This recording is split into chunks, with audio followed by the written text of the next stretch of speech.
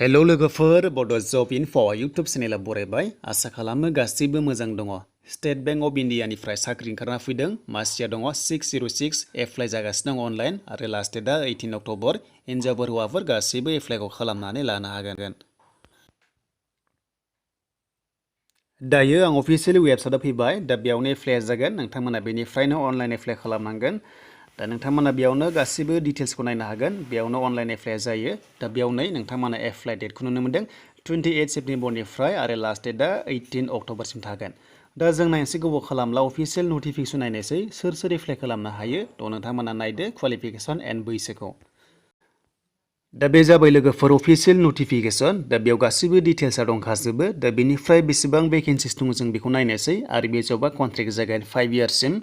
थ' बेनिफ्राय फार्स्टनि पस्टआव दङ लोगोफोर नोंथांमोना बेयाव नुनो मोनदों रिलेशनशिप मेनेजार 314 भेकेन्सिस दङ बेनिफ्राय एसटिआ नै बिथिं दङ नायदो 33 दङ। थ' सेकेन्डआव बेबो टीम लिडानो मेनेजार थ' बेयाव एसटिफ्रा 2 दङ बेनिफ्राय 3आव नायदो 3आव दङ कास्टमार रिलेशनशिप एक्जिकिउटिभ बेयाव एसटिफ्रा 16 दङ।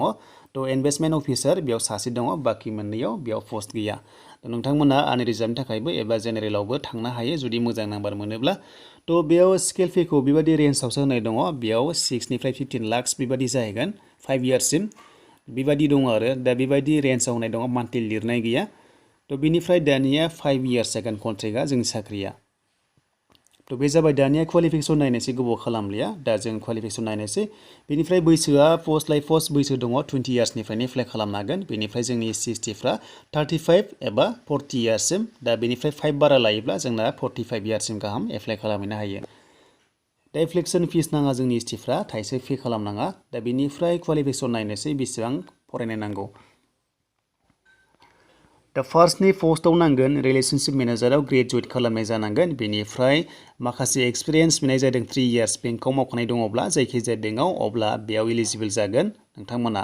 बेनिफ्राय दानिया रिलेशनशिप मेनेजार टीम लिडआव बेयावबो ग्रेजुवेट जानांगोन बेयावबो 8 इयार्स रिलेशनशिप मेनेजमेन्ट खालामनाय एक्सपिरियेन्स मोननाय जादों आरो नाम्बार 3आव नायदो नाम्बार 3आव ग्रेजुवेट जानांगोन। थ' नाम्बार 3आव बांसिन इलिजिबल जागोन बेनो जाबाय जायखिजाया ग्रेजुवेट खालामनाय जानांगोन बेनिफ्राय एक्सपिरियेन्स दङब्लासो बांसिन चान्स मोननाय जागोन गैयाब्लाबो एप्लाइ खालामनो हागोन। डकुमेन्टेसन नोंथांमोना जुदि फाइनान्सियेल जुदि माबाफोर प्रडाक्ट्सआव मावनाय दङब्ला थ' स्किल्स दङब्ला बांसिन डिजिटेबल जागोन आरो नोंथांमोना बांसिन डिजिटेबल जागोन। बेनिफ्राय बुंदों ड्राइभिं लाइसेन्स थ' ड्राइभिं लाइसेन्स थाथारनांगोन बेयाव नोंथांमोना ड्राइभिं लाइसेन्सआ नांथारगोन बेनो जाबाय जिखुनु जाया एलएमबि एबा मटर साइकेलनिबाबो जायो जायखिजाया 2 हुइलारनिबाबो जायो आरो। थ' इनभेस्टमेन्ट अफिसाराव ग्रेजुवेट जानांगोन बेनिफ्राय सेन्ट्रेल रिसार्चआव जोङो बेयाव MBA खालामनाय जानांगोन। थ' बेयाव बांसिन इलिजिबल जानाया नाम्बार 3आव जागोन जायखिजाया ग्रेजुवेट बेनिफ्राय एक्सपिरियेन्स जुदि दंबायबायोब्ला डकुमेन्टेसन खालामनाय होनो हागोन आरो गैयाब्लाबो एप्लाइखौ खालामनो हायो। थ' बेनोमोन लोगोफोर माखासे प्रफाइलखौ नोंथांमोना नायना लादो एनिवेयर इन्डिया नोंथांमोना बेयाव पस्टिं जागोन आरो बेनि एप्लाइआ सोलिगासिनो दङ आरो लास्ट डेटआ जाहैबाय बिनि लास्ट डेटआ 18 अक्ट'बरसिम थागोन। दा बेनिसिम लोगोफोर गासैबो फुल अफिसियेल नटिफिकेसन नोंथांमोना डाउनलड खालामना लादो बेनिफ्राय फारि फारि नायनानै एप्लाइखौ खालामदो जेरावनोखि बांसिन इलिजिबल जाबाय एप्लाइखौ खालामदो। दा बेनि एप्लाइ लिंकखौ आं नोंथांमोननो डिसक्रिपसनाव होनो हागोन नैबेनो लिंकआ आं नोंथांमोना अनलाइन खालामनायनि लिंकखौ होनो हागोन। थ' बेनिफ्राय डकुमेन्ट्सआ मा हरनांगोन जों बेखौ नायनोसै।